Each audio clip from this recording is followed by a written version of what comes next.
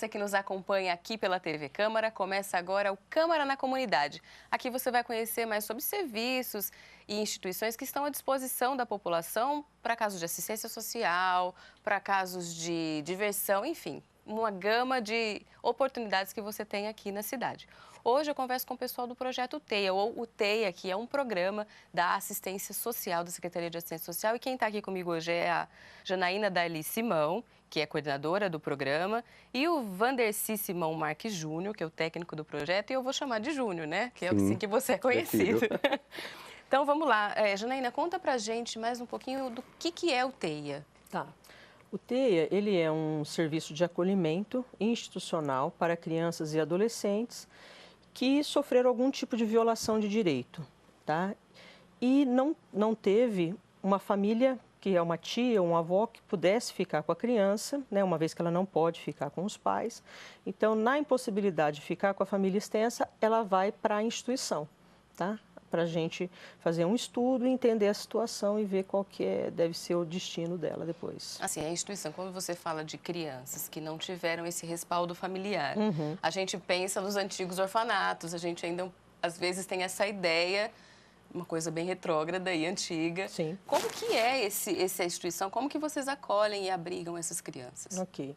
Então, a partir de 1990, com o Estatuto da Criança e do Adolescente, né, nós tínhamos até leis anteriores, mas o Estatuto realmente ele inaugura uma nova fase no nosso país, de humanização, né, a criança e o adolescente, eles passam a ser sujeitos de direitos, né, e o Estatuto ele vai regular como deve ser o acolhimento institucional, né. Acho que uma das questões importantes que o Estatuto traz para a gente é que antes tudo você acolhia, por isso que a gente tinha grandes orfanatos. Nós já chegamos até aqui em São José do Rio Preto, né, era Frater, a Casa do Menor, com mais de 100 crianças e adolescentes, tá? Com o Estatuto da Criança e do Adolescente, coloca-se o seguinte, está lá no artigo 101, o acolhimento institucional ele é uma medida de proteção que deve ser aplicada, deve ser a última a ser aplicada, após você esgotar todas as possibilidades, que seria família extensa, ou uma madrinha, alguém por afetividade, né? Porque o acolhimento, ele protege, mas também é algo muito assustador para a criança. Sim, porque ela sai daquilo que ela já conhecia, Sim, bem ou mal, bem era ou mal, a realidade dela, e né? vai morar com pessoas estranhas, né? Então, o que o Estatuto propôs? Vamos tentar não acolher, mas acolhendo, que esse acolhimento seja feito de uma forma humanizada, tá? Então, aqui em São José do Rio Preto, já no ano de 2003, 2004, quando o TEIA nasce, né, nós tínhamos modelos de orfanato, 20, 30 crianças nos quartos, realmente não era um modelo adequado. Foi quando a gente começou a olhar para o país e até fora do país, tá?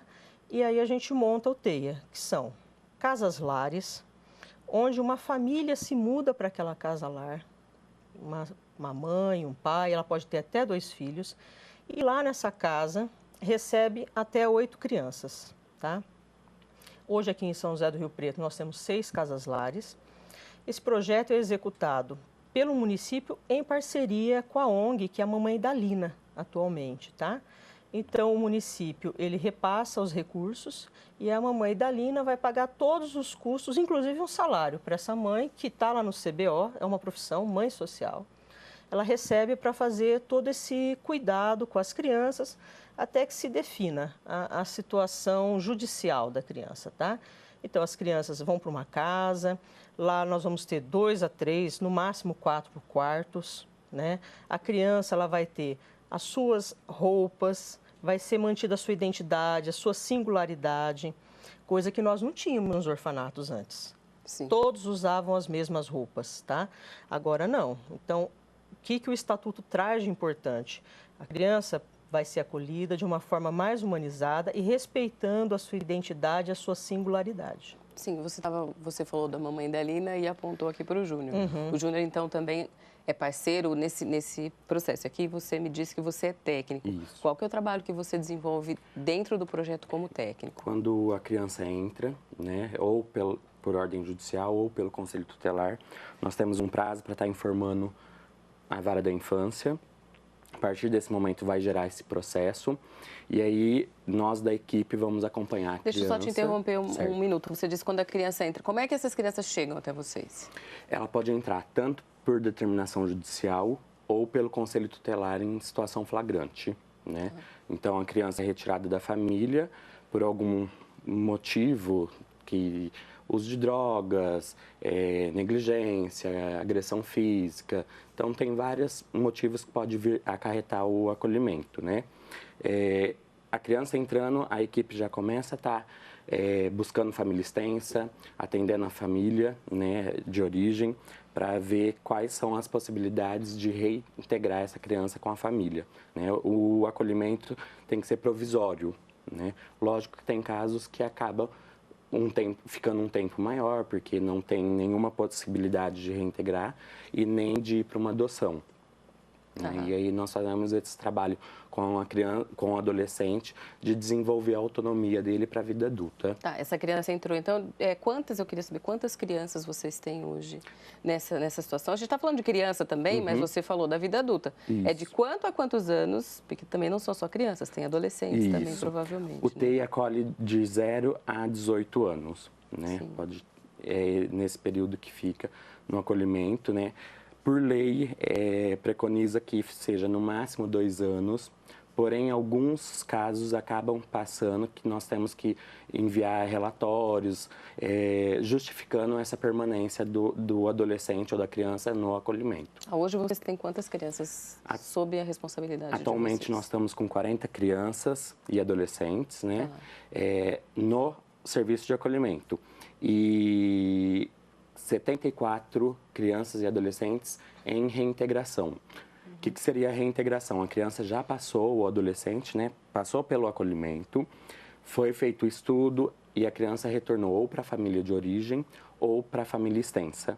E aí a equipe acompanha de no mínimo 6 meses até 2 anos essa família. Uma média de quanto tempo as crianças aqui em Rio Preto ficam com TEIA? Vocês têm? Isso vai ser bastante variável, né? Nós temos situações que são praticamente entram e já saem, tá?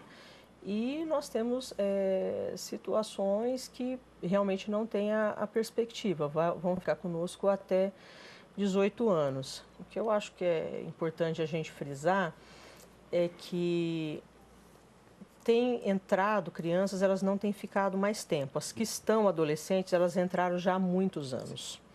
Por quê? Porque hoje a gente já tem um outro trabalho da rede, né? Então, assim, não se aguarda ter tanta violação de direito para que a criança entre. Então, ela entra mais precocemente, o que nos dá a oportunidade, enquanto acolhimento, enquanto rede socioassistencial, de já fazer um trabalho com essa família, tá? Até para ver se vai ser possível retornar para essa família de origem ou a extensa, ou vai ser uma família substituta. Então, isso vai depender sempre de como que as redes, como que o antes está organizado. Isso é um grande termômetro nos municípios, né? Se a rede de atenção básica, seja da saúde, seja da assistência, se ela estiver bem organizada, nós vamos ter poucas crianças acolhidas. Porque você tem um trabalho bem integrado, né? Com outras frentes. Né? Você me disse que você é psicóloga, o Júnior também. Tem outros profissionais envolvidos, Sim, né? sem dúvida. Nós temos uma rede, assim, o TEIA, ele é um serviço, mas no entorno do TEIA, né, quer dizer, eu tenho o CAPS dando apoio, eu tenho as unidades básicas de saúde, as creches, as escolas, os projetos, nós temos os nossos padrinhos, prestadores de serviços, solidários, afetivos. Então, nós temos o judiciário, o Ministério Público. Então, aquela criança, na verdade, nós temos uma responsabilidade direta, né? Mas ela tem uma grande rede no entorno dela. Geralmente, Janaína e Júnior, vocês podem ver quem me responde. Essa criança que chega até vocês, ela já tem um histórico de acompanhamento? Vocês já estão mais ou menos por dentro do que está acontecendo? Nem sempre, né, Júnior? A maioria das vezes não. Né? Quando chega no serviço de acolhimento, que aí é feito essa busca do histórico dessa criança, né? Muitas vezes é acompanhado pela rede de saúde, pelo CRAS, né? Pelo CREAS, e aí que nós fazemos esse levantamento desse histórico dessa criança. alguns casos vêm com esse histórico. Tá, a criança chega até vocês, aí vocês vão fazer uma série de trabalhos e intervenções. Quais os trabalhos? Vocês acompanham a família para essa reinserção? Vocês têm algum atendimento com a criança? Que tipo de serviço que vocês prestam para essa família e para a criança para poder solucionar essa situação ou encaminhar para uma adoção? Acho que é importante dizer, quando a criança chega, quem tiver lá da equipe técnica, muitas vezes é o Júnior, é feito um acolhimento para essa criança, né? Porque, como eu coloquei, é muito assustador, né? O que a gente percebe é que, embora muitas vezes a família seja negligente ou tenha até cometido uma violência física, o desejo da criança é ficar com aquela família. Claro, é a segurança dela, né? Então, quando a criança chega, os técnicos acolhem no sentido de explicar que lugar é aquele, por que ela está ali, tá? Para que seja o menos traumático possível, tá? Depois, como o Júnior colocou, nós temos que fazer um estudo, né? E fazer uma comunicação para a vara, para ver se essa criança tem condições de já sair, porque às vezes a criança chega, dali a pouco já chega alguém da família extensa que deseja, e a gente já encaminha todo mundo para a vara da infância para ver se entende que pode sair. Caso não compareça, a criança fica, e chegando uma guia de acolhimento, nós temos 30 dias para fazer um negócio que chama PIA, que é um plano, tá? Que a gente constrói junto com a família, junto com a rede, junto com a criança, junto com o judiciário, onde a gente entende qual foi a violação de direito e o que essa família precisaria de apoios ou ela mesma está fazendo para que essa situação seja superada de violação para que a criança possa retornar. Entendi. Eu acho que uma pessoa um pouco chave nesse processo todo é a mãe social. Mas nós vamos falar da mãe social daqui a pouquinho. Nós vamos para um rápido intervalo e a gente volta daqui a pouquinho. Não saia daí.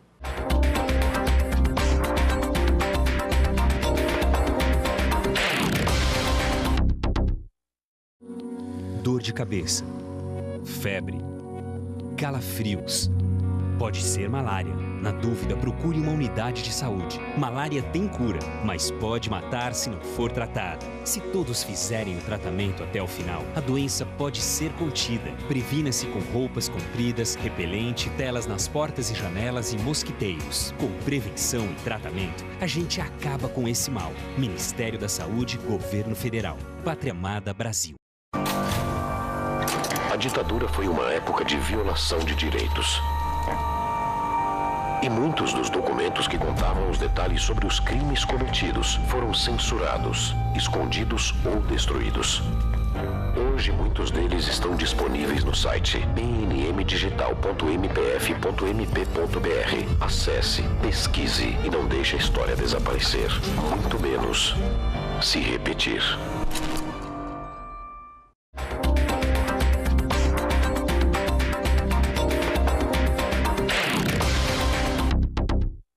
Olá, nós estamos de volta aqui com o Câmara na Comunidade. Hoje a gente está falando sobre o TEIA, um programa da Secretaria de Assistência Social. Eu converso aqui com a Janaína Dali Simão, que é a coordenadora do TEIA, e o Vandercy Simão Marques Júnior, que a gente está chamando de Júnior, né? Que é o seu nome, que é técnico do projeto. A gente falou um pouquinho no primeiro bloco sobre como funciona, como é que chegam até vocês as crianças e adolescentes que estão hoje acolhidos ou encaminhados. E também vocês falaram muito da mãe social.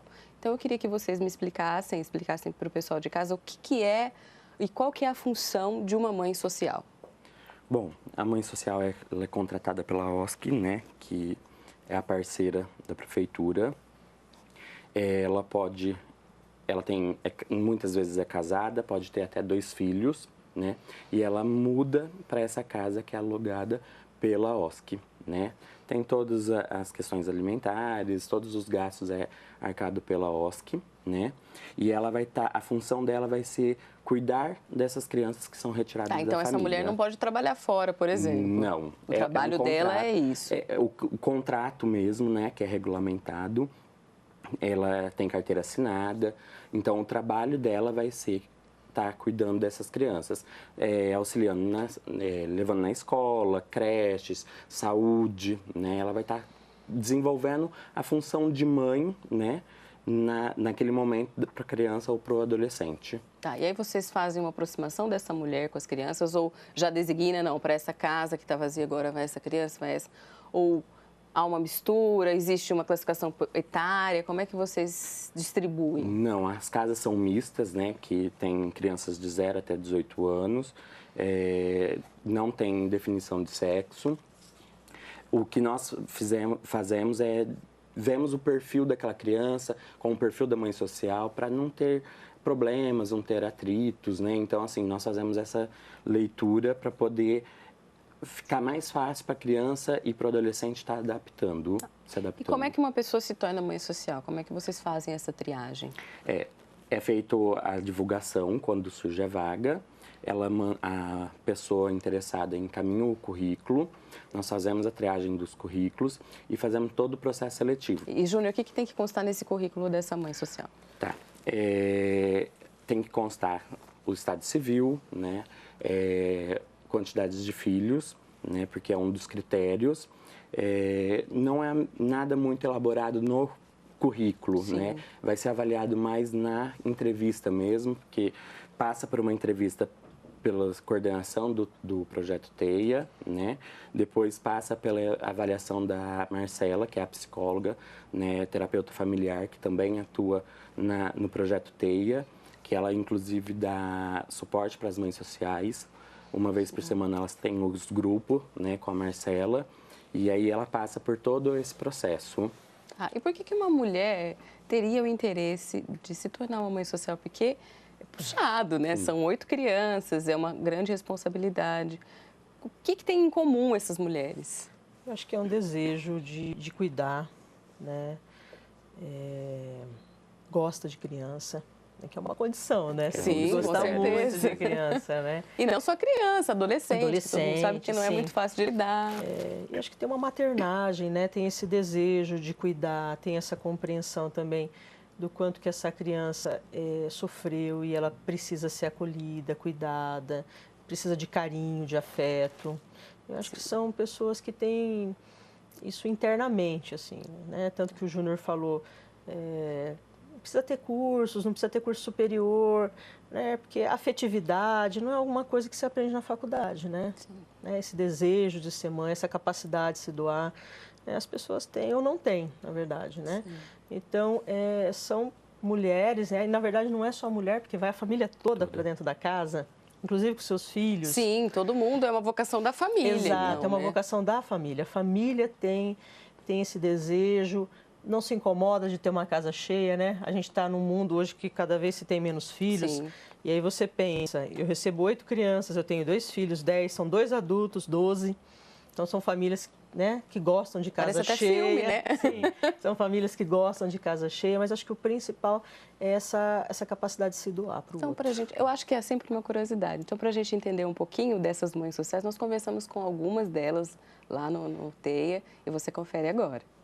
Eu sou mãe social há 5 anos, né? E já passou na minha casa, assim, de mais ou menos, assim, de 80 crianças a 100 crianças. E crianças de 0 meses, desde recém-nascidos que saem do hospital, já vai para casa, até adolescentes com 18 anos, porque o projeto acolhe crianças até os 18, né? Eu sempre gostei muito de criança, né? E aí quando meu marido viu o anúncio, né, de mãe social, eu não a conhecia, né, não sabia como que era, até assim, fiquei um pouco assim em dúvida, será que isso é verdade, né? Assim, uma casa com 8 crianças, porque assim, geralmente é 8, 10, né? E aí eu fiquei um pouco em dúvida, é uma experiência que foi marcante na minha vida, né? E eu amo muito o que eu faço, eu gosto muito do que eu faço, assim, porque você não tem como você não se envolver, né, com as histórias deles, com a vida deles, porque a gente trabalha com vidas, né? É um trabalho assim que você tem que se dedicar mesmo assim de alma, de corpo por eles, né? Então a gente se envolve assim de uma maneira que quando vai embora a gente sofre também, porque a gente se apega a uma família, né? A gente tem eles assim como família, mesmo que faz parte da família, e quando vão embora a gente sente, a gente sofre, chora também, mas a gente sabe que é o nosso trabalho. O trabalho nosso é cuidar, né? Ajudar, educar, o tempo que está ali com a gente, né? O período que eles passam ali no acolhimento, então a gente vai fazer nosso papel. São vários desafios assim que a gente enfrenta, sabe? Crianças que vêm que a gente acha assim, eu não vou dar conta, crianças bem assim problemáticas, com quadros graves, assim, com transtornos. Muitos têm. Você tem que descobrir, você tem a equipe, né, tem o projeto, todo que está por trás ali ajudando, mas você tem que no dia a dia você vai descobrindo o que aquela criança tem, vai levando em especialidade, em médico. Então, assim, muitas crianças junto ali, né? Então é um desafio assim bem grande. Eu acho que assim a gente aprende muito com eles, né? Porque a gente ser mais humano, a gente ser menos egoísta, porque assim são crianças mesmo que depende muito mesmo assim, que antes eu não tinha essa visão. Antes eu não sabia que existia, assim, crianças, adolescentes que não tinha ninguém na vida. Eu acho que você aprende a dar mais valor à vida, a ser mais humano, assim, de falar assim, nossa, eu tenho família, às vezes eu tenho mãe, eu tenho pai, eu tenho vó, eu tenho vô, né? E muitos não têm. Então você aprende a ser mais solidário, né? Meus filhos biológicos aprenderam muito com isso, se amadureceram muito, que para eles também é muito bom, que aprender a dividir, ser menos egoísta, né? E a gente ser mais solidário com o próximo. Então a gente fica muito feliz quando a gente tem notícias, sabe? Que está bem, que foi adotado, que está bem, ou que voltou para a família, mas que tá indo bem também. Então esse é o nosso papel. Então nosso papel é de pegar, cuidar no momento que precisa, mas que depois dê continuidade com a família. Eu sou mãe social há 1 ano e 6 meses. Já passou assim, mais ou menos, em torno assim, de 20 a 30 crianças. E eu, na verdade, não conhecia também, né? Eu não morava aqui em Rio Preto. Quando eu vim para cá, eu vi um anúncio, né? Que estava se contratando mãe social, e aí eu comecei a pesquisar o que era uma mãe social. E como eu já trabalhava em escola, eu era inspetora de aluno, e eu me identificava muito com as crianças mais carentes, né? Que precisavam de cuidados, né? E aí eu comecei a pesquisar e eu vi que ser mãe social é ser mãe, né? É uma responsabilidade muito grande, dedicação, mas acima de tudo o amor que a gente tem, né? Há 1 ano e 6 meses já tive várias experiências, desafios. Acho que o meu maior desafio foi adolescente, porque como eu já estava acostumada com a educação infantil, para mim os pequenos era fácil, né? Aí quando chegou as adolescentes, eu falei, meu Deus, não vou dar conta. Vai fazer 1 ano que elas estão comigo, e que foi o meu maior desafio, mas hoje eu tenho elas assim como se fossem minhas mesmo, né? Eu falo isso para elas todos os dias. Vocês são minhas, né? Aqui do coração. E eu sou muito feliz e realizada hoje. Eu me encontrei, né? Eu acho que é o mais importante a gente fazer o que a gente gosta e fazer com amor. Mudou tudo, né? Eu acho que me faltava alguma coisa e hoje não me falta mais. Que é essa parte do carinho mesmo e do amor, né? Eu acho que uma pessoa quando procura um serviço assim é porque falta alguma coisa. E hoje eu sinto, como eu disse, que eu sou realizada, né? Vale a pena, vale muito a pena tentar, né? Porque assim, quem não conhece o trabalho, talvez não saiba, né? Fácil, não é? Como a gente, né, a Dora te disse, é muita dedicação, a gente requer muito da gente, né? Tem dia que você tenta se desligar, tô de folga hoje, vou sair. Não, a cabeça não consegue se desligar, mas é muito gratificante. Lá no final você vê, né? Meu Deus, o que eu fiz por essa pessoa, o que eu fiz por essa criança. Vale muito a pena. Então você acompanhou aí as meninas falando, eu estou falando das meninas, mas qual a idade média de todas as mães aí? Vocês têm?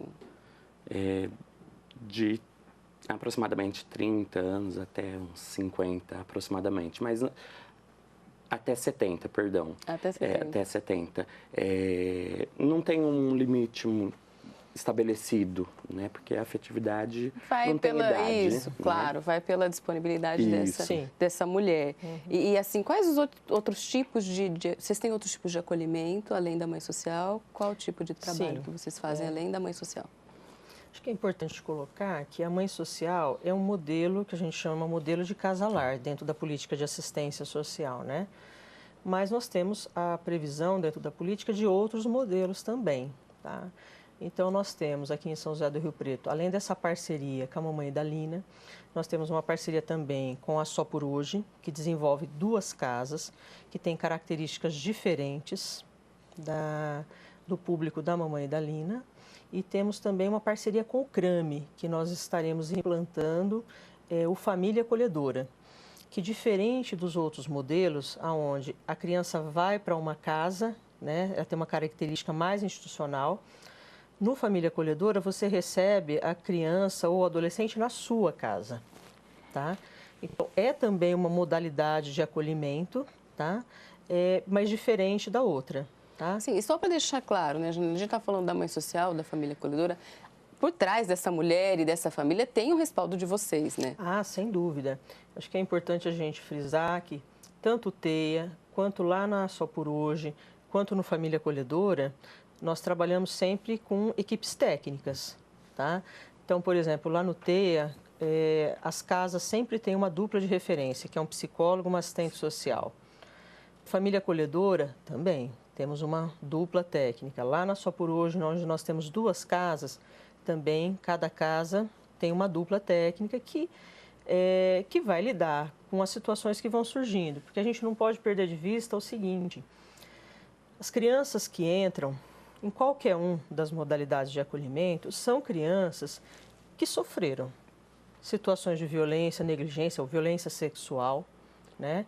E é claro que lá na casa ela vai expressar este sofrimento, que pode vir numa depressão, que pode vir num comportamento agressivo, né, de oposição, né? Então você tem que ter uma equipe preparada para ir lidando com essas situações, tá?